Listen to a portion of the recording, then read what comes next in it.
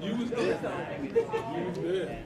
Regardless of what role you was there, you was there. Why you're taking notes? I thought I was the only nerd that was like. He's the only nerd that doesn't do it on their phone.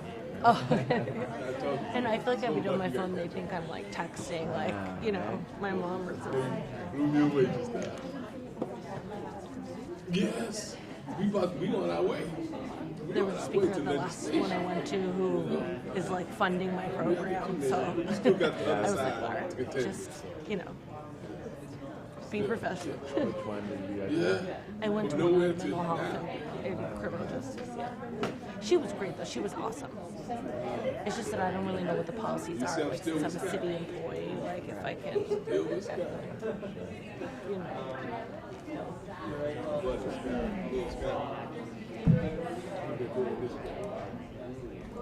You guys? Yeah. You kind of needed this whole thing.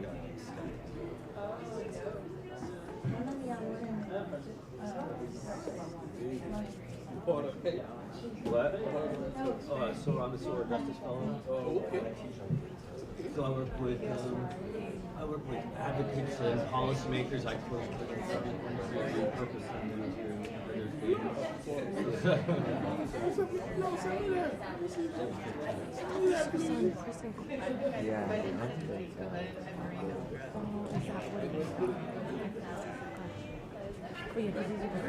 That was in the mean downstairs. Correctional system.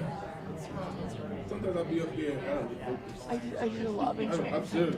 I get no picture. Oh yeah. So this is not a phone, so I have to wait till I get home.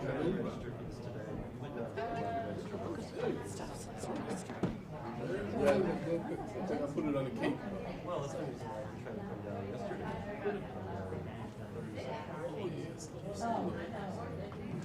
He can't control it.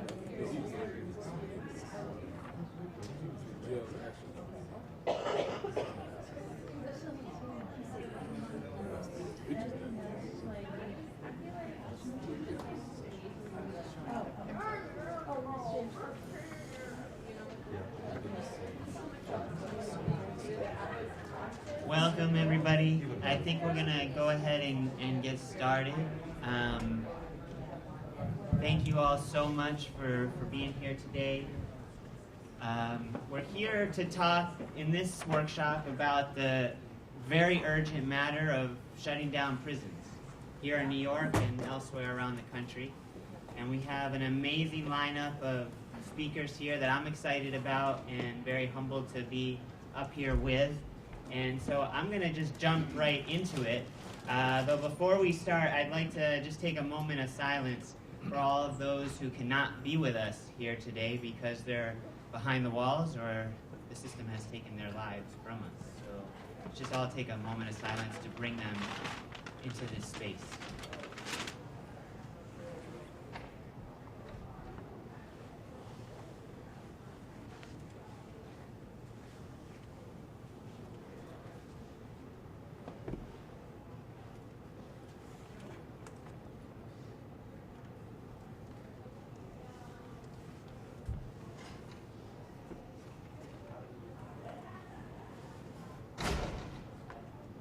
Thank you all so much.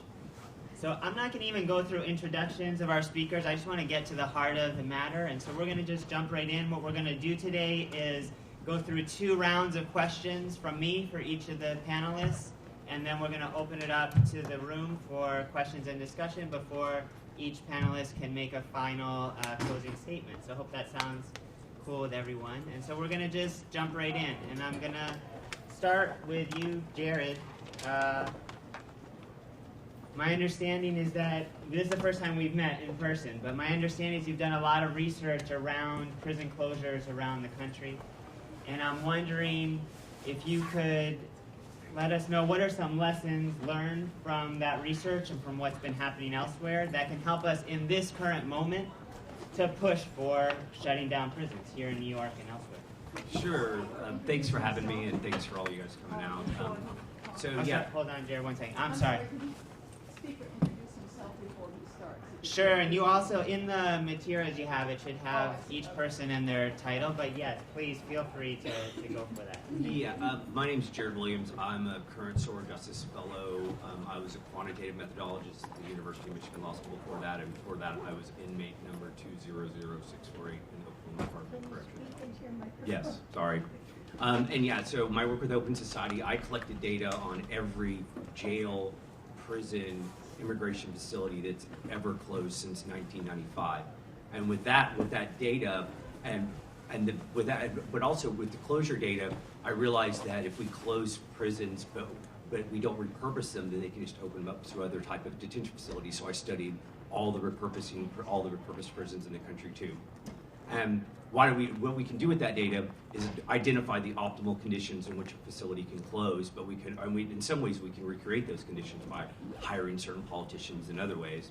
But with that data also we can determine the social and economic consequences after a facility closes. So what that helps, if they come to us and say, we close this facility and all these jobs are going to be lost and all this tax revenue is going to be lost and the whole world's going to go to shit, we can say that no, that's not what's going to happen because we had 300 plus closures, and that's not typically what happens in certain situations.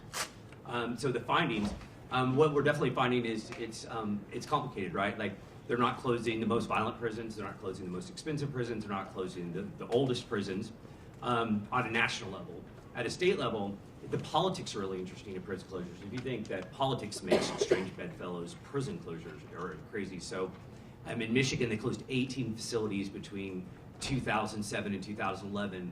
Almost all of them were democratically controlled districts with a democratically controlled governor. And so the idea, and in Texas, they closed a facility with the Speaker of the House, which is Republican, with a Republican governor. And so it's not always that it's the majority political parties like closing facilities in another political party's district. Another thing we learned is prison closures can be good for communities. There seems to be an argument like that the closures are good for communities or prisons are bad, and not necessarily that closing a prison can help communities, and that's absolutely what we're finding. They closed Standish Correctional Facility in Michigan in 2009. Well, coincidentally, in 2007, they opened up a casino.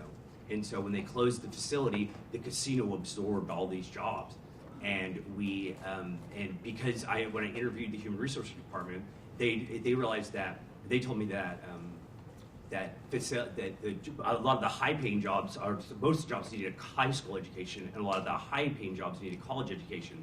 But because of that, education levels went up in the community in Standish, income levels went up, domestic violence went down, drug addiction went down, prenatal health care went up. And so that was totally coincidental. They did not mean to close the facility, but if we do selection right, we can close facilities that actually help communities, which will help us further along. Even though I have a history with incarceration, I look at, they're all nameless faceless facilities to me. I care about closing one facility as much as it helps or hinders me close the next 50. Like, I'm trying to get some stuff done. And a part of that is repurposing. It's hard to talk about closures without repurposing, because like I said, if we don't repurpose facilities, then they could just be turned into immigration detention facilities or youth facilities or whatever. And so there's 100 ways that you can repurpose a facility. This idea that a prison can only be a prison or a homeless shelter or a drug rehabilitation is absolutely not false. Most of the prisons that get repurposed aren't those things. They've been whiskey distilleries, spas. One's actually a hotel. If anyone's incarcerated and missing it, you can go pay $100 a night to sleep in a cell. They've been movie studios. We're right now working, I've got a permit recently to repurpose a closing wing, as opposed to, I've kind of moved to let's see if we can close wings and repurpose them, because sometimes the whole facilities are hard. And so we put a movie studio inside of a wing of a closed juvenile facility, and all the youth that go through there get trained to be in the film and television industry, and then when they get out, they're automatically part of the union. And so there's ways that we don't have to close entire facilities. There's a lot of ways we can do it. And so anyway, I guess the main finding here that I want to talk about, that I want to reiterate, is closures aren't not bad for communities. They can be really good for communities, but we need to do it strategically and with forethought. And what I mean by that is, as advocates that are advocating for closures, I would say that we shouldn't pre-select a prison we want to close. The argument is this prison's a hellhole and we should close it. Well, my argument is all prisons are hellholes, and I don't understand. We should select the prison that's most likely that we can close, the most successful that we can close, and that looks at the political atmosphere. What can we repurpose it? And so I get a lot of pushback. Like in Rikers, there are prisons around the country. Rikers is one of them that we should absolutely close. There's no doubt about that. But the vast majority of them, we should try to close as many as we can, and maybe not pre-select the ones we want to do, because if we select ones that we can close, that seems to just make logical sense to me. I guess that's my analytical point of view. But anyway, that's all I have to say. Thank you, Jared. Sure. And based on that last point, we may have some debate and discussion even amongst the panel more than what I had anticipated. So that's interesting. Let me turn to you, Mohammed, next. And you know, at the Correctional Association, you hear about and document systemic brutality, almost to Jared's point, you know, widespread across New York State prisons. Can you tell us what, in your view, is the connection between brutality and the need to close prisons? And, you know, what are some of the worst prisons in New York related to brutality? And why do we need to close them? I'm in agreement with Jared somewhat. We need to close them all. But from my standpoint and experience, the main factor is we get away from the historical content of what is prisons. And so we're saying we need to close prisons. What are we actually saying? What we're actually saying, which is the elephant in the room, but no one wants to say, we need to stop slavery. Because prison is the evolving and a sophisticated way to continue slavery. So that's what we're talking about. So if we call it what it is, then we can fight. Okay? So when Jared said we need to close them all, of course, because they all perpetuate slavery. I'm in agreement with that. However, we also need to be mindful that we can't put a monetary value on human life. And we tend to do that when he's talking about closing prisons. Which prison is easy to close? Which prison we won't have the pushback from politicians or communities from? Majority of the prisons are in rural areas. Majority of prisons are in areas that were once slave plantations. So in truth, you know, when we say we closing prisons and the prison industry of that community is going to suffer, they have over 400 years of prosperity. Seriously. So they won't suffer. Old money don't suffer. Old money continue making money. Just like he said, we just have to be inventive and think of new ways to create this, what we call safety in our community. Prisons is not it. The conditions of prisons, you know, as everyone attests to, who's been there and who've visited and who just know people in there, it's horrendous. It has passed its time. The methods that are utilized to keep us in there has passed its time. So we have to put alternatives out there. But in truth, we make no mistake that we're fighting slavery in the 21st century. Thanks, Mohammed. Let me turn to you, Sophia. Formerly as the Executive Director of the Correctional Association and now as the Founding Executive Director of Alliance of Families for Justice, you've really led the charge to close one of the most, if not the most infamous and horrific and racist prisons in New York, Attica. Can you tell us a little bit about those efforts, why Attica needs to be closed, and what is it that we can actually do to finally shut this horrific place down? Well, I guess I'll start with agreeing with Jared and Mohammed to a point. I agree that all the prisons need to be shut down and that they are a continuation of slavery. But we also have an experience in New York where the governor closed quite a few prisons. He closed minimum and medium security prisons. He didn't touch one maximum security prison. some of the most horrific things that happen in the prisons in New York State, at least, happen in the maximum security prisons. Now, some certainly happen at the mediums. I know Scott, Mohammed, myself, being at the Correctional Association, we saw our fair share of just horrendous brutality across the system. But Attica is notorious and known around the world. And I believe you have to start someplace, and why not start at the top? When I say at the top, it's not like Clinton is in a hellhole and Great Meadow is in a hellhole, and Sullivan and Fishkill, where people were killed in 2015, and the guards who killed those people are still working for the system. But to send a message around the world, you start with the thing that's going to grab everybody's attention. And Attica has a long history from 1971 and before the rebellion and after the massacre and to the present. And so that's why I feel that Attica is a place that we should highlight and put our efforts on. I will also say I'm certainly not the first person to call for the shutdown of Attica. Many other people did it before I did, and I'm just happy to join the choir. And I just hope more voices will join that choir, because I think a real collective effort, in fact, let me change that. I know that a real collective effort can succeed in closing Attica.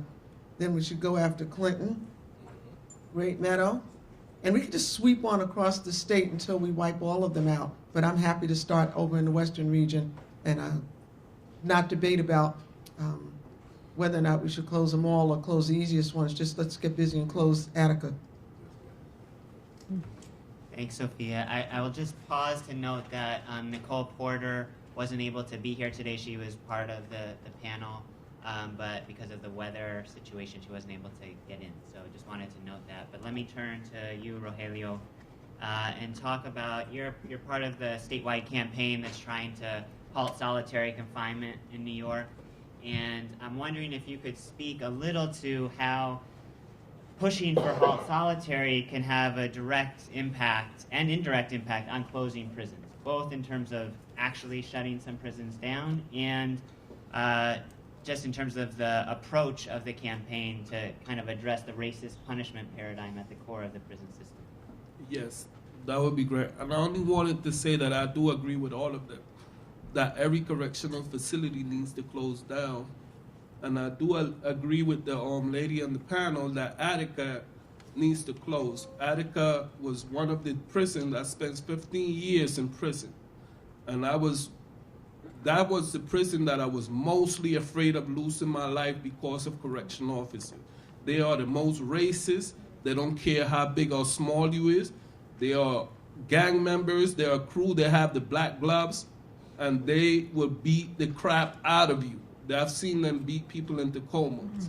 So I was extremely afraid, not because of prisoners, but because of correctional officers. I was just able to get along because, you know, a dude was a porter and he pulled me in as a porter, and I was able to learn how to move around there and how to not get, get them on my bad side. But that facility would be the extreme one that I would rather close. But I think that all of them need to close, but some of them more urgent than others.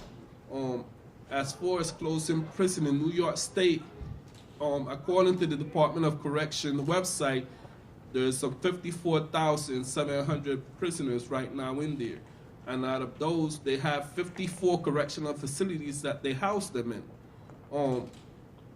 New York State consists of maximum security, medium security, and minimum security. They also have 2 maximum security, which is Upstate and Southport Correctional Facility that is extremely designed for housing individuals, into solitary confinement. And in medium correctional facility, within the medium correctional facility, in a lot of them, they have a jail within there that they call S block. They corded it off. It's a medium facility, but in there, they corded off a specific area where none of the regular person in the general population could go near there, and they fence it off, and they fortify it so that nobody could come in or out, and that's where they keep individuals who they place in solitary confinement. Now, if the HALT bill that the campaign for alternative to isolated confinement, if it comes through this year, I believe that most of those medium correctional facility S blocks, most of those will be closed down. They won't need them because right now, the way they abuse, the correctional officers abuse their authority. If they don't like you, they write you up. More than half of the dudes that's in there, whenever they write a ticket, maybe a small thing happened, and they are able to amplify it so that you could get a lot more time. People is getting time for disobeying a direct order, for silly stuff, doing years in solitary confinement, and it's not good for your health. We need individuals to come out here to be, have their full faculty and for them to be able to work and live their life as peaceful as possible, so that it would benefit everybody.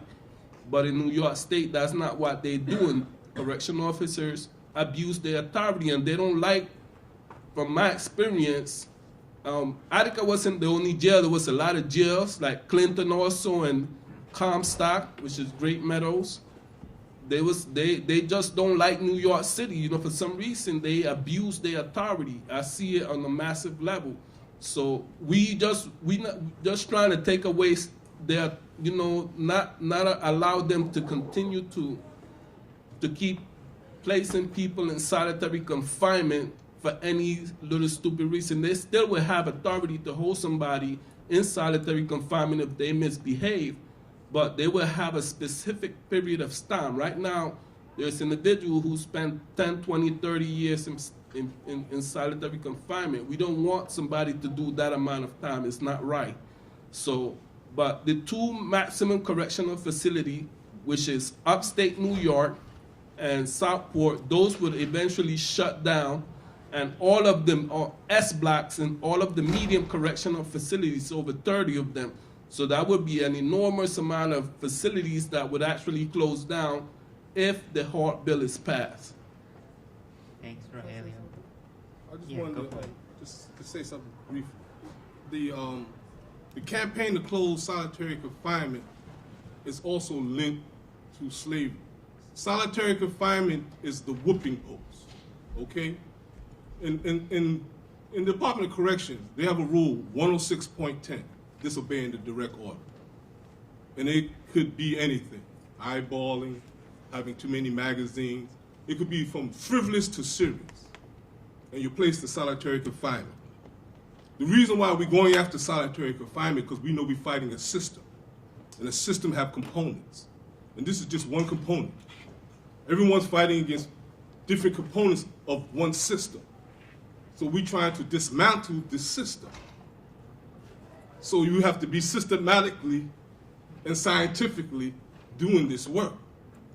Because if you notice, most people are talking about mass incarceration and never linking it to its historical content. So when you do that, you're on a treadmill going nowhere. You'll be fighting mass incarceration forever because we're not fighting that. So please understand, if you're going to fight the issue. Don't fight the narrative. Thank you. Thanks, Mohammed. I'm going to turn over to Sophia, who also wanted to jump in with something. So I was sparked after listening to the last two comments to add the strategic reason to go after Attica, in addition to the things that I mentioned before, is that in 2011, there were 8,000 empty beds in the dock system because the prison population has been decreasing drastically in New York State. It went down from 72,000 to, I think just the other day I heard that it was just under 50,000. So a 22,000 person drop. Okay. So with 8,000 empty beds in 2011, the governor closed a number of facilities that shrunk the system and still left about 3,200 empty beds. Attica holds just under 2,000 people. So if you close Attica tomorrow, there'd still be another what? Do the math. About 1,800, am I doing it right? Okay. Spaces left, okay? Now obviously I'm not trying to find ways for docs to keep people in cages, But if you talk about going after the high-hanging fruit, the numbers support the argument. One of the big challenges with closing Rikers was the fact that the number of people at Rikers couldn't be shrunken enough, at least that's the argument, in order to shut it down without finding new places. We don't have that problem in New York State, in the state system with respect to Attica. So the numbers support us, and therefore, when you find the weak link, we should go after it immediately. Thanks, Sophia. And just on the relationship between open beds, the number of people incarcerated, and prison closures, part of what Nicole was going to speak about, unfortunately she's not here, is that over the longer term, if we really are going to try to shut all of them down, let's say, and shut down as many as possible, then, at the jail level, we've been talking a lot how we need bail and speedy trial and discovery reform, because it's ridiculous. 3/4 of the people who are in jails are there pre-trial, and so we could just shut almost all the jails down by just having bail reform and getting people, out while their court cases are pending. With prisons, we need something more, right, than that. We need dramatic sentencing reform, because New York State and this country has some of the longest sentences, the most draconian sentences of anywhere in the world. It does have the most in the world, and New York has one of the longest in the entire country. And so we need to push for dramatic sentencing reform to say people shouldn't have life sentences. People shouldn't have 20-year, 50-year, 70-year, 100-year sentences. These are absurd, and we need to be pushing for something else, because as the sentences shrink, the number of people incarcerated shrink, and ultimately we can close down, as many prisons as possible. I want to turn us and flip the conversation to, talking about the action piece of this, to how we actually can go towards pushing for closing Attica, for closing Southport and Upstate, pushing Clinton and Great Meadow. And so we're going to kind of go in reverse order of the speakers just for fairness' sake. And so, Rogelio, I'm going to start with you then. And I'm wondering if you can talk about how we in this room can get involved in the effort to halt solitary and therefore push for those closures. And I do want to just note, before going into that, I don't know that much about prison closures around the country, so that's why I'm so happy that Jared is here. Two that I do know about are related to solitary confinement. So there was a huge campaign in Illinois to shut down TAMS, which was a solitary confinement prison, and it was successful, and they shut it down. And in Mississippi, there was a Unit 32 that was infamously abusive and was dedicated to solitary, and they closed it down. So I'm just wondering if you can let people know how can they get involved with pushing for HALT, including a plug maybe for March 13th. Oh, yeah. Well, as far as for the latter one, as far as for the March 13th, the campaign for alternative to isolated confinement, in addition with a number of other organizations, we're going to have our advocacy day on March 13th. So if anybody could attend to that event, we are going to go to Albany. We are going to try to see every single lawmaker, Democrats and Republicans, and we're going to try to convince them to please pass the HALT bill, so that we could restrict and we could have a reasonable solitary confinement, like the United Nations said that anything over 15 days is torture, and that's what the bill represents. And the bill actually have components in there to give officers authority to hold individuals for over that time, by placing them in certain housing units where, so that they're not a danger to themselves or others. But as far as the campaigning issue, especially we need people from all over New York. We don't only want to bring individuals from New York City. We need individuals from upstate New York, especially in those areas where they have those correctional facilities. And that's where, we're gaining ground, but we got more work to do. So if you know anybody from upstate that don't mind, joining the campaign, y'all could speak to any one of us, me, Scott, or him, or the brother that just left, Victor.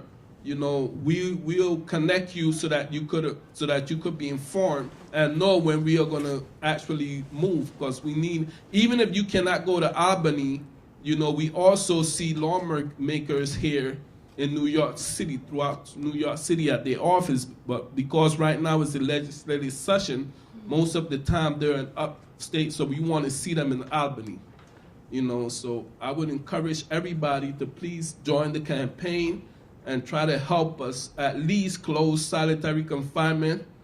And, you know, on a bigger note, I'm also a member of Vocal New York, and I'm also pushing for discovery reform, for bail reform, and for speedy trial, because all of those, if all of those components are given, you know, that would bring down the prison population. And it's something that is written in the Constitution, but somehow the law is able to work against individuals, and most of the time it affects mainly black and brown individuals, you know, and it even gets certain whites that don't have money.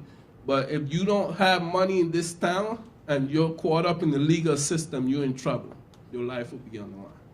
Thanks, Rogelio. And I'll just do a shameless plug because I guess I can.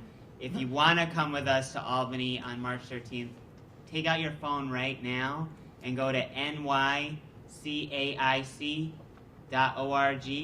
and there's a link right at the top to sign up for Advocacy Day. It's nycaic.org, and it's really a chance to come together with people all across the state who are trying to end solitary and really, as Muhammad said, dismantle this entire system.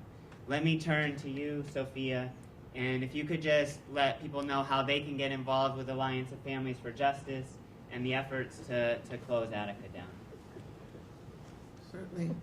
Well, the easy way to get involved with us is you can come to our next community organizing meeting, which is on March 22nd at 6 p.m. We meet once a month in a community organizing space, usually at the National Black Theater, located at 2031 Fifth Avenue in Harlem.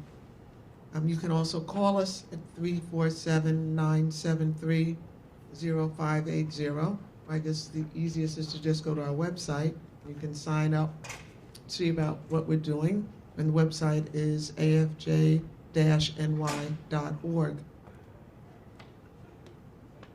Piggyback off of what Rogelio was talking about as far as the upstate community, we realize that the Alliance of Families for Justice, and we're a statewide organization, that we're not going to bring about comprehensive criminal justice reform or close prisons if we don't get the support of our upstate brothers and sisters.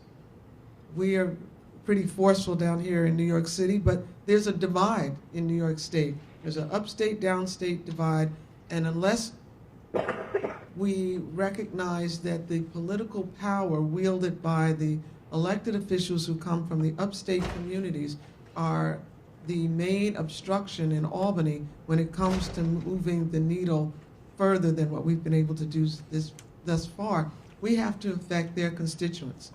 And so the way that the Alliance of Families for Justice has gone about doing that is one of the things was this past fall, in August and September, we marched from Harlem to Albany to call attention to the horrific human rights abuses that were happening inside the prisons and jails. Because what we know is that once you give people knowledge, that's the first step in getting them mobilized.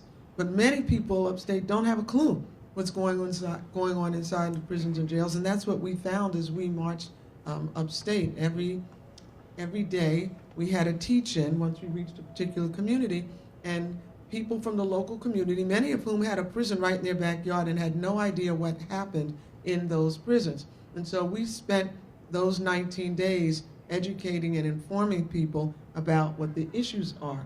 It was a way to connect with 1,200 new individuals who had no idea, and it was a way to till the soil for the next level of organizing, so that by the time, our strategy is that by the time we get through 2019, we will have sensitized across the entire state about the abuses happening inside, including solitary confinement, including the physical beatings, including all of the things. I don't want to take up the rest of the afternoon talking about all the abuses that happen inside, but our strategy is that we have reached out and mobilized families of people who are incarcerated who can carry that message across the state, and they can't be shut down based on the stigmas that our society usually throws up in the face of people who have a criminal record.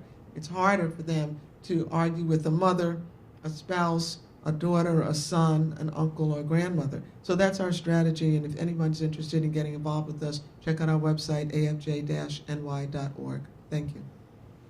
Thanks, Sophia. Mohammed, I'm going to turn to you, and I'm wondering if you can talk a little bit about, if you want to, how people can get connected to the CA, and also if you could just talk a little bit about, you know, the collective efforts that is being called Challenging Incarceration, but how, you know, I've heard already on this panel, we've been talking about solitary, we've been talking about brutality, we've talked about bail and speedy trial and discovery, and I think all of us on this panel would agree that we need to not just go issue by issue, but we need to, as you said initially, dismantle the whole system. So can you talk about what it means for Challenging Incarceration to try to bring some of those different campaigns together to aim for the whole system? Well, you know, if you didn't know, I'm formerly incarcerated. I did 27 years, 7 years in solitary confinement. And I was never a part of a community. So in coming home, I wanted to be a part of a community. And then my transition, you know, I became a member of the community board. After a few years, I became vice chairperson of public safety. Most of those people in the community have no knowledge about how prisons is run, but they make decisions to send people away. And when you inform them of actually what they're doing, they become more knowledgeable, more apprehensive, and then they'll say, hold it, we have to stop this. And then they'll change the paradigm, but it's worked. At the CA, you know, Sophia has taught me that, you know, you have to do the uphill climb. The uphill climb is going up north to Plattsburgh, New York, going to Onondaga County, where all these prisons are at, and speaking to the communities up there. You would think that, you know, they would run me out of town. Sometimes I'm the only black person up there. But we found allies. We found people who do not agree with prisons being in their backyard or that being the only industry that they should ascribe to. So in going into your community, educating your community about these issues can get them involved. But when you go, please go with a sincere understanding that this is a fight. You know, this is not no easy win. And it's going to be a fight for lives, their hearts and minds of people. Because some people have their implicit bias concretely entrenched in them. I've seen it up there in Dannemora. I'm free. I'm walking through the town of Plattsburgh. Cars are stopping. People are turning around. Like, what is this nigga doing on our street? Because the only time they see black people is in prison and on TV. And that's sad. That we in the 21st century and we have this divide that way. So I make it my business to go into those territories, talk to the children, go to their college campuses, and give them an alternative. Because that's where it's at, is in the hearts and minds of their children. And their children don't want to be correction officers. They don't. But however, they're being told that get an associate's degree in criminal justice and then get a job here. And in turn, I'm saying, why are you going to get an associate's degree in criminal justice to work in a prison? You don't need a degree to work in New York State prison. High school diploma. If you're going to get a degree, look for an alternative way to bring industry up here. Be innovative. Because the future is yours.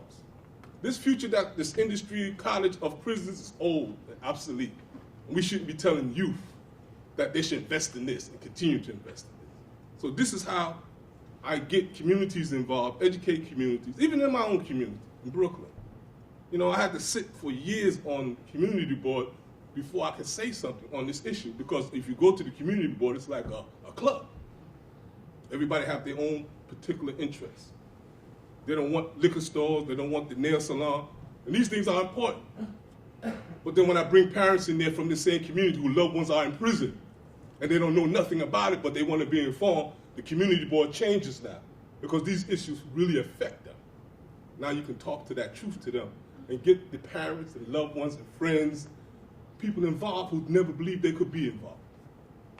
So, but it's work. but it's God-given work and it's inspiring work. Thanks, Mohammed. Jared, I'm going to turn back to you. And I'm wondering if there are groups or individuals or campaigns around the country that you've connected with or have read about or researched that could be helpful, you know, for those of us in New York to collaborate with as we push to close prisons down. Yeah. Also, I want to say that often my work is misconstrued as trying to find the easiest prison to close. My work is about finding the most successful strategy to get shit done. And if you're an organizer or you're an advocate, wouldn't you want research? Wouldn't you want all the knowledge that you can possibly get your hands on to complete the goal at hand? And so yes, it's a fight, but it doesn't have to be the hardest fight ever. I'm willing to cheat to win. I'm not trying to find a fucking fight, right, bro? I'm trying to steal the prisons away from them. I'm like shoplift them when they ain't looking, man. That's what I'm trying to do. You know what I'm saying? And I do that, my part, I do that through data. I do that through analysis. I do that with coalition building. I do that with organizing sometimes. But what you guys do and what I do aren't different. They're the same animal. We're just trying to put as much shit in the pot that we can to mix it up, and no prison comes out of it, right? And so I just want to say that I felt like what I said was misconstrued a little bit. Okay, but yeah, as far as organized, I mean, there's so many groups around the country that are organized around advocating for researchers, academics around prison closure. I want to talk about other type of strategic partnerships that you can have. I work with, and it really depends on the prison you're trying to close. Like, it's not about states, it's not about national, it's not even about counties. The prison closures are local. Like, you got to know what's going on what's going on there in that specific little myopic space. And with that, strategic partnerships could be medical marijuana industry. I work with them because what's better for a prison than a secure, temperature-controlled environment, right? Like, that's something we do. We work with foundations that we've worked with farmers to divvy up the land, right? Like, if that, which to me is, it's not about closing the facility. It's only half the battle if we get that done. If we can't get that facility out of the hands of the state, where they can just automatically, what they call it, mothballing it, where they keep the lights on, they keep the electric going, they trim the grass or whatever, they put a couple security guards. Like, I don't know if we did anything there. Like, because in 1 second, it can be a prison again. And then so whatever partnerships you have with agriculture, Norton Sanford turned a 59-year-old prison in North Carolina that had a hot box, believe it or not, when's the last time you heard one of those, into a sustainable organic farm for a system impacted unit, right? That's sustainable. They sell soil products to the community, right? It's not going to be foundation funded. And that type of creativity and partnerships with whoever really wants to do it. On the other hand, I have to make a caveat. Some people would want to work with the right and the Koch brothers. I am not one of those people. I am not one of those people. I think the group, if I want everyone I work with, almost everyone I work with, all the programs are system impacted. If you don't have skin in the game, like it's not that you can't understand what's going on and what we're doing, but it's just, there's something about it that you have to have skin in the game. And so I would, yeah, the people that we need are formerly incarcerated, those that are adopted, any system impacted. It doesn't have to be just formerly incarcerated. People that have been systematically abused or whatever sense by the state come in all colors, all creeds, all religions, all genders, and just about anywhere. And so, yeah. There's my rant. Sorry. Before you start, Scott, in challenging incarceration, I meant to get to that. What occurred was there were so many different organizations fighting against different components of the system that they never talked. So when they would go into a room to get their bill passed, they were just cutting each other's throat and stabbing each other in the back. So those of us who came home was formerly incarcerated, we see that we had to unify this. We had to get in one room under one platform and speak in one voice. And we've done that. It's called Challenging Incarceration. They meet once a month on Saturdays at the Fortune Society, the Castle. It's a housing program Glenn Martin started for them, and it's still going now, and that's where we meet. However, in meeting there, you'll be able to meet all of the organizations that's doing this in New York City there. So there's no more division. Matter of fact, when we individually go and champion our cause, we always bring the group in the room. But before we leave, we let them know that also in the platform challenge incarceration, parole, recovery, bail reform, all those things are in the room. So now we have a little bit more leverage because we're together. You see, but prior to that, they would pick and choose who to deal with. So we stopped that. But if you want to get involved, come down to the castle and see me before we leave. Thanks, Mohammed. Before I turn to open it up for questions from the room, in this notion of unity, and also in this notion of the need for partnerships between people in New York City and people in other parts of the state, I'm very cognizant of the fact that the people on this panel are all from New York City, are working here in New York City, and I see some people in the room who have some expertise from doing work in other parts of the state, and I'm wondering, not to put people on the spot, but if some people who are to my left have any interest in saying a couple words about kind of the connections between efforts to close prisons and efforts to close jails, the connections between trying to do this work here in New York City and trying to do this work in other parts of the state. I just want to open the floor to y'all for a few minutes if you wanted to jump in. Well, yeah, Scott's looking to me, at least I'm on his left, he says. No, I'm from Broome County, and there's a lot of people working in that area, closing jails or preventing the enlargement of jails. I mean, I could ask questions in the question period. What I'm interested in some ways is, how to put this? I hope we're all abolitionists, right? But what I'm worried about is that we're going to see the reform initiatives coming out of Albany, right, being largely smoke and mirrors as we move to closing jails and prisons. And in the case of prisons, how is that happening now? It's Cuomo who made the decisions on closing the current 16 prisons that closed in New York State. It's not a commission. It's not people in Plattsburgh, Anamora, Malone, or Elmira who did it, right? And his decisions were really driven by political and financial expediency. So you can close Bedford because it's a $1 billion property and give money to people to renovate it. You can close Staten Island because it can be turned into a soundstage with millions of dollars in investment. You can close Fulton in the Bronx, right, and give $6 million for someone to open up a reentry center, right? If you go up the Hudson Valley, that happened in many towns where the properties were valuable or where the prisons had no impact. But if you go to poor communities upstate, you don't get a just transition, to use that term. And that's real difficult, I think, for many of those small towns upstate. So I guess my question is, how do we prevent Cuomo and others from simply picking the easy prisons to close, which, as we know, are the minimums and the mediums, and not Attica, it's not Elmira, and we've now ended up with a prison system that for people inside it is harder and tougher. Thanks, Bill. Let's open it to the floor to respond. Well, one of the things that we know about our governor is that he's a political animal, and he has aspirations to become president of the United States. And so, in preparing this fight to shut down Attica and other prisons, we have a multi-layered approach.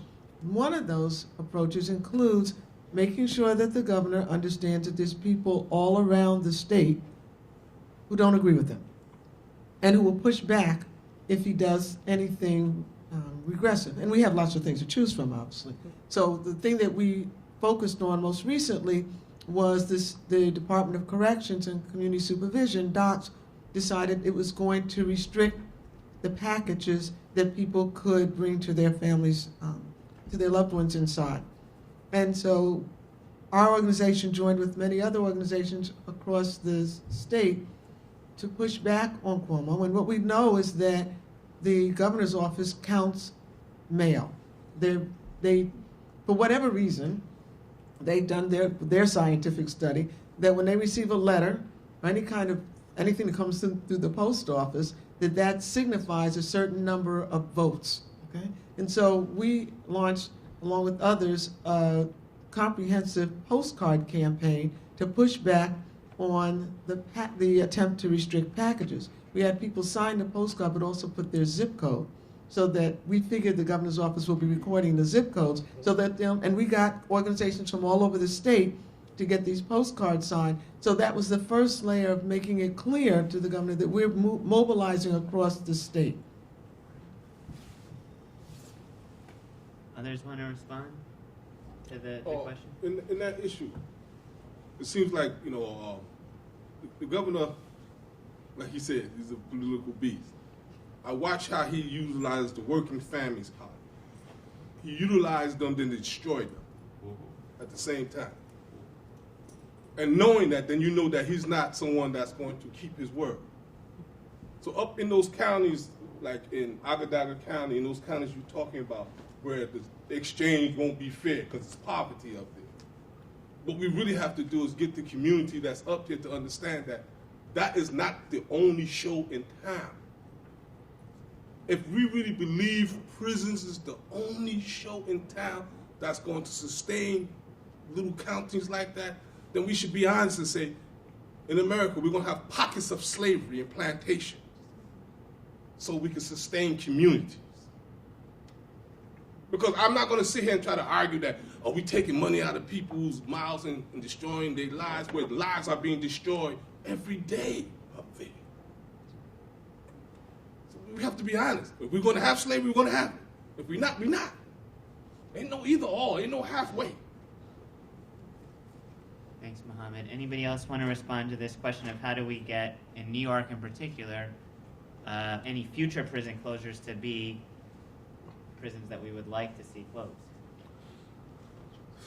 Rural prisons, it's a tough call, right? Because it's not, as much as I would love for it to be a social issue like it is for us, the resistance you get is couched in economic terms, right? It's couched in jobs lost and tax revenue, and I couldn't agree with you more, right? Like, fuck them, right? Like, kind of thing. Sorry, it might be in films already anyway. Well, but it's a difficult decision, right? But he's right, 77% of prisons are in rural communities in this country. To get them but so at some point they're not going to have a choice. Is some of the good news, right? They're not going to close a lot of their urban facilities for lots of reasons. But from upstate, you see the problem. What happens is we close the prisons in New York City, and there's billion-dollar investments that take their place. Right. Upstate, they don't have zero. no investment. Yes, Right? yes. I mean, you get that kind of reaction. Yeah.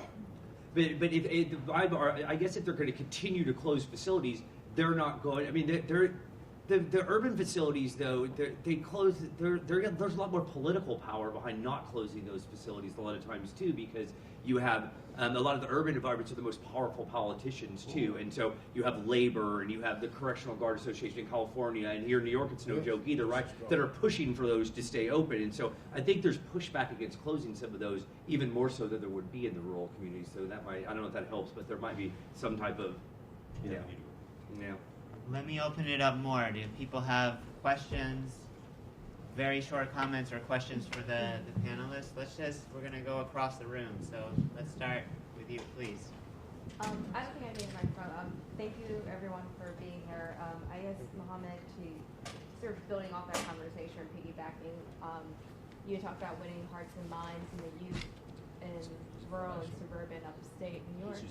Oh, yes. And I was wondering if you can speak more about that, sort of challenges of convincing youth that there are other industries that they can bring up there and what they can do, and discouraging them from becoming CEOs, and also where they are now, and also if they're just moving away and building industries in other places, going to cities and removing themselves from those communities to build better futures for them. A lot of the young people, they go to state universities and colleges, and they're being led to believe that you should get an associate's degree in criminal justice so you can work in a correctional facility. I talked to one young lady last year. She lived in Plattsburgh. She walks down the prison of Clinton down the Mall for 32 years of her life. Never knew what was beyond the wall. And she was under the guise that the wall was there to keep people in. And I had to explain to her, the wall is there so you can't see what's going on. And I said, it's a shame that you're going to school to get a job to work here, which is not required to get a degree. But you should be going to school to develop an app and create an industry so that you can bring this industry up here and replace that. See, there's things there. We don't have to recreate anything. We have industries today that can come to SUNY News Pulse, Potsdam, in those rural areas, and teach technology to the community up there. We have so many things and so many models in the 21st century that could replace a prison industry that it's a shame. That's why it's embarrassing at times. And we have to call it out, like, really? This is the only industry? People becoming billionaires building apps. Come on, let's be for real. I don't have to go to college to become a prison guard. No, if I'm going to go to college and I'm going to work into that prison, then I should be the commissioner. You know, I'm going to be someone to change the way fundamentally prisons are run, not to continue the status quo. Because many of them, their fathers are there, their parents is there. There's generational lines there. And that's sad. That is sad. Let's go next. Hi, Lara Price, social worker. So I have two questions. One is, I know we face some of the same political obstacles to closing military bases as we do, prisons and jails. So maybe if we've learned anything from that, maybe someone could share on that.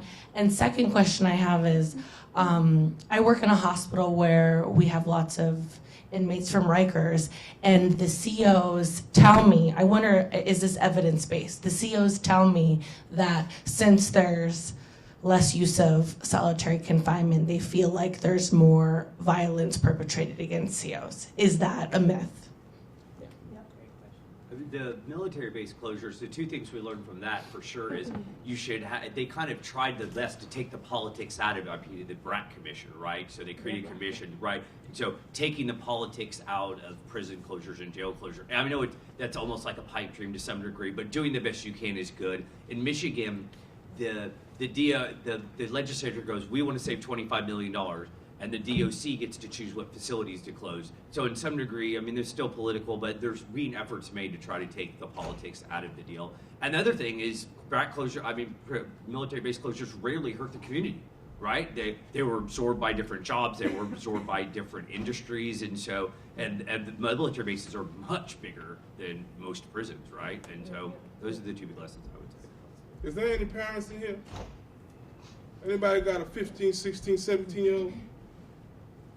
When you discipline your child and you say, all right, you on punishment, go to your room. I don't explain to him why he's on punishment. I don't try to do any follow-up. I just say, go to your room. And I expect him now to obey me and do the right thing. When you put a 16, 17-year-old, 18-year-old, 19-year-old on Rikers Island and you give them nothing, they're in a room like this with no TV, table and chairs. Leave them up to their own devices and say, good luck. What the hell you think gonna happen? You're not engaging them, they're engaging themselves. We have immature, what we call men-child, in an environment trying to be adults, but they're not. And we give them nothing. We don't give them a reading book, no educational, no therapy. Just a day room with some chairs and a broken TV for hours on end. And we get mad because they're violent. Really? What the hell you expect them to do? Seriously, these are teenagers that are active. We send our young people to war. Why? Because they're energetic. Right? They got so much energy. We don't send old people to war. So we got warriors in a room with nothing to do, and we want them to behave. And we get mad. Oh, they're violent, they're out of control. Well, you put them in an environment with nothing. Really, I'm telling you, I was there. I was 19 in 1979 on Rikers Island, and they had nothing in there. I couldn't read a book. I had to go to solitary confinement to get a book. The officer felt sorry for me. He said, hey, here's the book. The book was Man, Child in the Promised Land.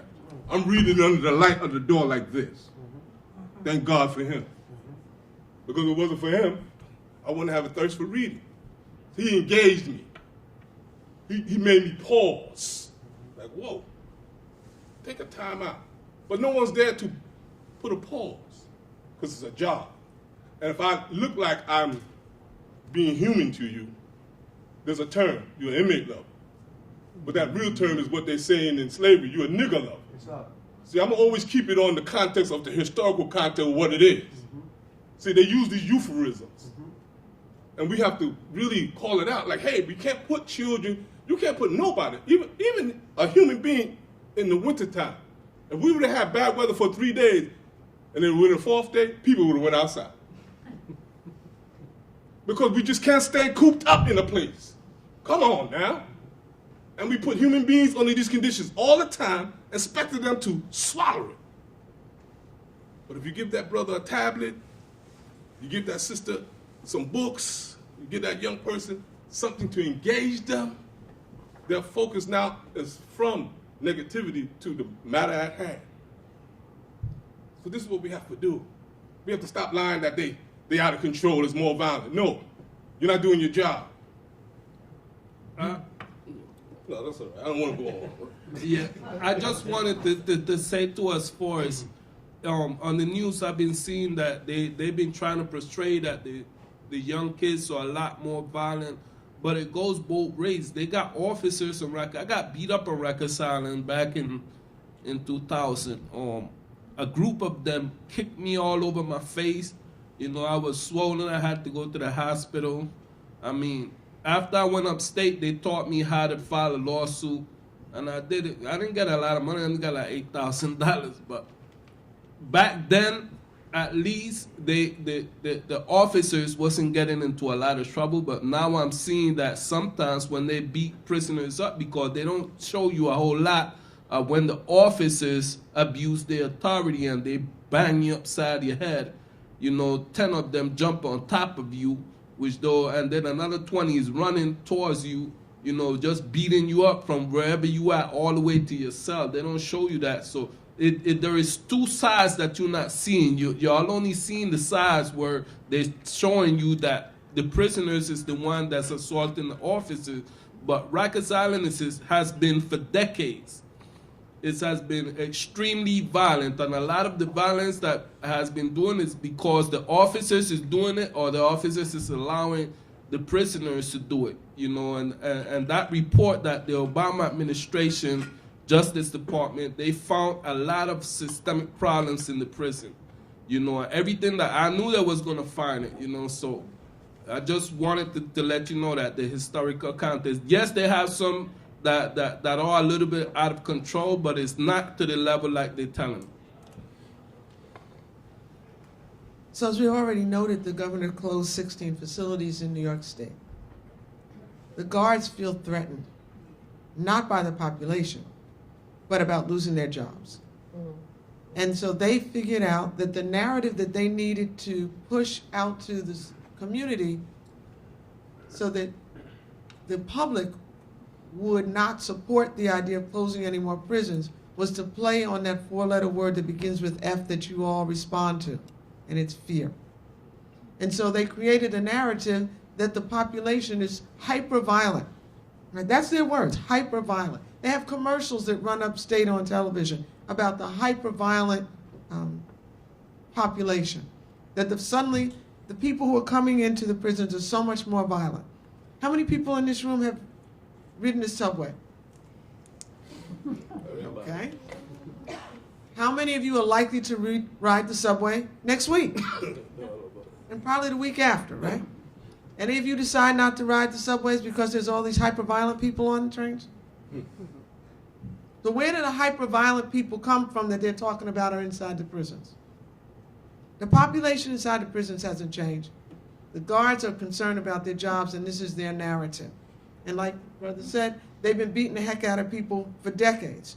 But their fear is, for the first time, there's been a drastic reduction in the number of prisons in New York State, and they feel like we're gaining traction and we'll be able to close even more. With the population having dropped below 50,000, there's a strong likelihood that we can get more prisons closed, and they don't want to lose any more jobs.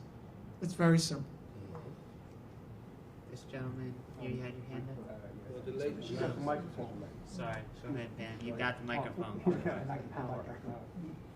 I was going across, and then I'm gonna come back. I saw the two of you after that, so we'll go Pam, and this gentleman, then Joey, and then yourself. How do you turn it on? It's not on. I have no idea.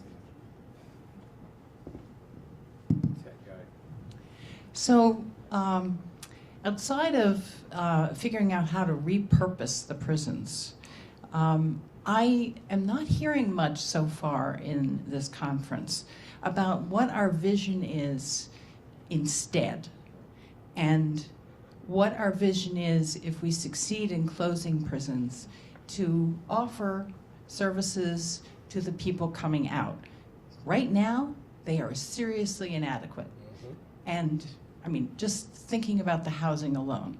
So I think we hear about the organizing, but I also think we have to hear more about the vision of what we want to put in its place. I don't know if people are aware, there have been at least 3 books written instead of prisons that came out in the 70s, which had multiple authors. Laura Magnani of the American Friends Service Committee in California wrote a book, and there's a 3rd one, I can't remember the name of the author. And I think we need to really inform ourselves of the kinds of things, and I am interested in anything people have to say about what their vision is of how we're going to replace dealing with mentally ill. How are we going to, prevent the kind of violence? What are we seeing as a way to respond to behavior that's inappropriate? Who wants to jump in? There's workshops on that tomorrow. Go ahead. Okay, Mohammed says I go first this time. So I think, first of all, it's a great question. Thank you for asking it. I think in order to answer it, we have to totally think outside of the boundaries of the existing systems wherever they are in this country. So I would suggest that we start by taking as many social workers as we possibly can and have every single person who's currently incarcerated interviewed with a complete psychosocial and aspirational interview to find out what they would like to become, what's the likelihood, what are the things, what's the training that they need to fulfill their dreams and their hopes and aspirations, because that's why in some communities you don't have high crime, because there's a whole lot of things in place to meet their dreams, aspirations, and goals. So I would say, let's do that with the prison population. And then gather that information and then implement the programs, expand the programs, take the people who have mental health challenges completely out of those systems, and then create the programs and give the people the training and the opportunities to meet their dreams and see their dreams become reality. Because once you do that, you won't have that revolving door. People won't be coming back in. So I think that's a place to start. And obviously we'd have to change the entire thinking of our society that stigmatizes people who have been incarcerated so that there are jobs and that there is housing. So we'd have to take the money out of putting people in cages and create the opportunities and the quality housing and the quality education and the quality health care. But it really means, in simple forms, putting people before prisons. Putting people before prisons. Yeah, I heard that before. That's a CA commercial. I've thought about this so many years. One of the things that I always like to say is that those of us that are in certain ages, we have no input in the future, how the future will look in that regard, certain prisons or free communities or safe communities, because we already have our own implicit bias. We'll take that into the future. So I always try to encourage the young people who the future is really theirs. They have to envision how they want their world to look in the future. So we should support that, because I don't want to take them with my views, because I'm not going to live in their future. I don't want to have them have to suffer what I had to suffer in my future, because I don't want them to fight this fight. I think the fight should end with the movement that's fighting it now. This is an old 400-plus year fight, for real. So, how the future would look without prisons, I pray that the youth would really take that on as a task so that they can bring into reality their reality, not mine. Because that's what happens with leadership. Leadership get old and then pass the baton to young people, and the young people continue the status quo. Because we ain't allow them to get their vision and bring into existence what they need for their future. So that's where I stand on that. I would only say that as far as what resources they're going to have when they come out of prison, right now there is a good amount of organizations that actually deal with like the Fortune Society, the Osborne Organization, that take individuals who come off of prison and they have all the tools that's necessary to help you get housing. They train you and teach you how to do interview, because no matter if you've been living in the street for 30 years and you go in for 5 years, when you come out, they teach you how to sit down and do an interview, and they train you in how to do certain jobs so that once you finish that training, 9 out of 10, somebody will come. Not everybody get job, but most of them get jobs. So I believe that if they come out, most of them, especially if they are given an opportunity, they will stay out, and if they have that focus of not committing crime and not doing nothing, they will come out and they will be successful. They just need that assistance from certain, especially the ones who's been in jail for a long time. They're not going to come out, and a lot of people do have support. They have close relatives that is going to assist them. Not everybody, but the ones that don't, then they will have to rely on the organizations that's out there, and that's one of the ways that I see that they could be successful. I don't know. I don't know if anyone knows. I mean, I heard like training, and we heard youth, and we heard like healthcare and things like that. Those are things, but what does it look like? I'm not gonna lie and bullshit you. I don't know what it looks like. I haven't got my head wrapped around it. I really, it's hard for me to even imagine what it looks like. And I don't know if anyone knows.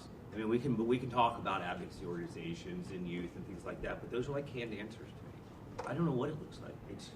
It's so ingrained in my head and probably most of society. I don't know. I don't know what it looks like. I'll be honest with you. I don't have a clue. Does the moderator get to answer a question or no? I just feel like I want to weigh in on this question. I certainly don't know either, so I'm not going to purport to say that I know. But I did want to say just a few things. One of which is getting back to what Muhammad started with, which is, listen, if we're talking about slavery, then the first alternative we need is to not have slavery, right? We don't need an alternative to slavery. We don't need, the best thing that we can do to stop harm to people, to families and communities, is to just shut all the prisons down, because they're causing more harm than safety for any of us. And so we don't need an alternative to abolish prisons. That's the first thing I wanted to say. The second thing I wanted to say is that there are models in other parts of this state, even other parts of the country and other parts of the world, that are effective at addressing harm that happens in communities. And that harm does not have to be, the way to address harm in communities does not have to be putting people in cages, right? So I think when we're saying we need to close prisons down and we need to rethink, I don't think it's actually that hard to think through, to be honest. I don't think it's rocket science. We know programs that work. It's what Muhammad and Sophia actually were saying, which is we want to provide space for people to self-actualize, right? We want to provide space for people to grow and to become the people and the community members that they can be. Dr. James Gilligan talks about anti-prisons, right?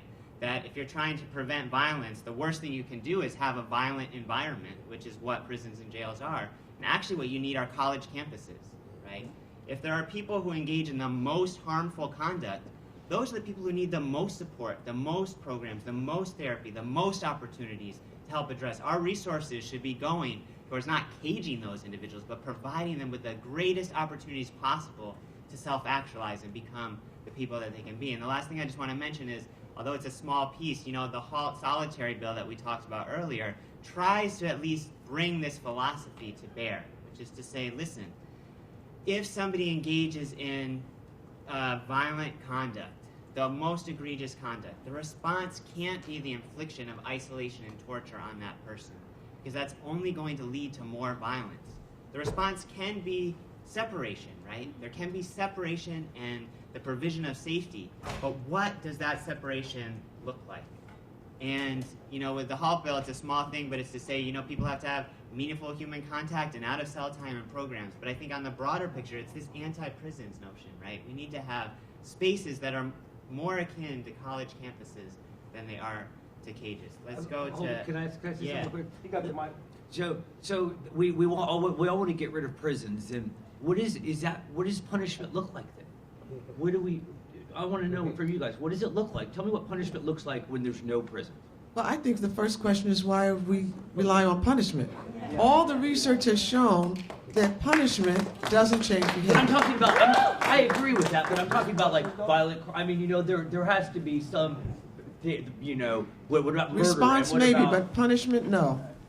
Okay, what does that look like though? I guess for me, what it looks like again could be separation, right, for some time. So that, but in an environment that's conducive for that person and the people that have been harmed to heal and to grow and to transform. So it's using transformative justice model. It's having a college campus, right? It's having access to programs and to education and we see people transform despite the prison system, right? People who are in prison and are able to transform, not because of what's there, but despite it. Because of, like Muhammad said, somebody even just feeding a book to him. So if we could create a space that wasn't caging people and brutality and violence on people, but was actually a space that wasn't the exception, that was the norm of like giving people access to opportunities and resources and programs that they wouldn't otherwise have, that I guess is what my vision would be. I'm gonna take this question here, and then we're gonna go down the line here. And then we'll come to you, sir, in the back. Actually, we're coming short on time, so I'm gonna take all 1, 2, 3, 4 questions, and then we'll try to have responses from folks, if that's okay. Go for it. Okay, so my name is Jarrell Lambert. I'm here from Portland, Oregon, representing a nonprofit that we actually started while I was incarcerated called Liberation Literacy. And you know, in the sense of, you know, when you say, you know, when we know that prisons are, you know, modern day slavery, what are some other things that are going on today that directly affect the black community, you know, that we can call modern day slavery? Because there's some things that are just, you know, sugar-coated, watered down, that we just don't see it. And we support it, you know, so what are some other things, you know, I want to hear from you guys, you know, that, you know, is considered modern day slavery? Parole, probation, being out on bail, Foster care, electronic monitoring, all of those things that we think is harmless or better than, it's the same thing. jail cells in schools. Fines. How we doing with that list? You know, I mean, Special ed classes. Special ed classes, you know, tracking systems in schools. If you don't pass, in New York, if you don't pass the 3rd grade reading tests or these tests that they have, automatically the state now, if you fail that test, the state now puts money aside for a prison cell for you. So this is why the testing is important in New York City, the 3rd and 4th grade testing, because they set aside money for anybody that fails. So they say, this is what they're thinking, is that if they fail this test in the 3rd and 4th grades, more than likely they'll wind up in prison. So they put money, really, I'll kid you not, they put money to the side for you already in the 3rd and 4th grade. Permanent expulsion from school. Taking people's voting rights. Let's hear these. I want to hear these 3 questions. I want to throw in 1, 2, and then I want to hear everybody's response. Yeah, so my name is Stephen Thomas. I'm from Virginia. Like my brother here, we came a long way to ask you, brothers and sisters, a couple questions. First, I want to just say this. As someone who has been directly impacted, obviously, and formerly incarcerated, there are some things the prisoners are going to have to do for themselves. There are some things that prisoners are going to have to do for themselves. Because as long as people who are in custody of the state continue to rely on the morality of a fundamentally immoral system and in a fundamentally immoral nation, There's going to be certain things that I believe we very well may not ever achieve simply from working from the outside. There are going to be some things the prisoners are going to have to do for themselves. I want to thank you, Mr. Muhammad, for speaking so eloquently and directly to exactly what this entire prison industrial complex in America is all about. It has always been about. And I appreciate the fact that you don't sugarcoat it and you tell the truth, brother. I really do. In Virginia, in my hometown of Harrisonburg, Virginia, we are presently engaged in a campaign to try to get faith communities to support a few local criminal justice reforms. And I've had to fight tooth and nail, day after day, just to get these faith communities, which are predominantly white, to support moving city council, the county board of supervisors to bring an immediate end to billing prisoners for their own stay. There in the city of Harrisonburg, prisoners are billed $1 per day for every day that they're there. And the city has a contractual agreement in place with another regional jail where if there's overcrowding in the city jail, then prisoners get sent there too, and those prisoners are billed $3 a day, right? Now, in neither of these facilities are these prisoners given jobs to work. They don't earn anything, but they're billed for their stay. It's been increasingly frustrating to try to get these faith communities to understand just how detrimentally that impacts not just prisoners psychologically, but their families financially, because those are the ones who are left having to pay it. Now, they've agreed to get behind this effort to try to reform it, but that effort hasn't been easy. And I only say that to mention this as well. We're in a state where parole was abolished in 1995, and this recently elected Democratic governor that we have, the Democrat that he says that he is, still doesn't even support reinstating parole in the state. So, if you're an activist like me, black activist, directly impacted, formerly incarcerated, and you're trying to work with people from these allied communities who like to consider themselves allies, but you know, oftentimes I feel like, well, we feel like we're dragging them along, and they're not really, you know, organizing or allowing us to take the leadership around these issues. How would you suggest, sir, that someone such as myself or other individuals like me then get them to even consider a concept and a vision of abolition, given their own, as you mentioned, what do you call it, concretely embedded implicit biases? Let's hear the last two questions before, because we were almost at 5. So let's hear from Joey and then the gentleman in the back, and then we'll get final statements I am from everybody on the panel. It's hard to tell, I know. No, I forgot what I was going to say. Oh, Mohammed, I really appreciated what you said about people not knowing what's going on the inside. And I went to Elmira Prison with Scott a few years ago. I walked out of there after a whole day saying, if everybody went in there and spent the day and talked to the men, prisons would end tomorrow. They're the most horrifying places. And I don't like that we can't go into our taxpayer-supported prison and find out that they're torture chambers. Why can't we? I mean, the police and the prisons have always operated under this secrecy, so people don't know what's happening. But I think if more people knew what happened in prison, it would be pretty easy to convince people we can't have them anymore. Can we hear the last question in the back there? Yeah, I can do it up. Like the gentleman said, how you gonna beat inmates down, piss them off, and then release them into society? What do you expect is gonna happen? I mean, I get it's not a hyper fear like you're talking, whatever that word you're talking about before, but you can't piss people off and then send them into society, give them nothing, not educate them or nothing. Okay, they did a crime. I hear a lot of people crying out here about, not here, but out in society. You're giving them tablets, you're giving them an education. I can't pay for my tuition so I can commit a crime and then get an education. Yes, you should educate them. These people are gonna be back in society. Why are you gonna piss them off? And I get they're more down on the blacks and the Latinos, but I feel is rich versus poor. So it's some money. It's separated by money. Money rules the world. And they don't want to close them because it's income coming in. They keep violating. It's a constant vicious cycle. I'm going to add just one other question to the mix and then ask for y'all to just give a final statement trying to address everything that's there. And the only reason I'm bringing it is I want to, in case people want to have some concrete things for us here in New York.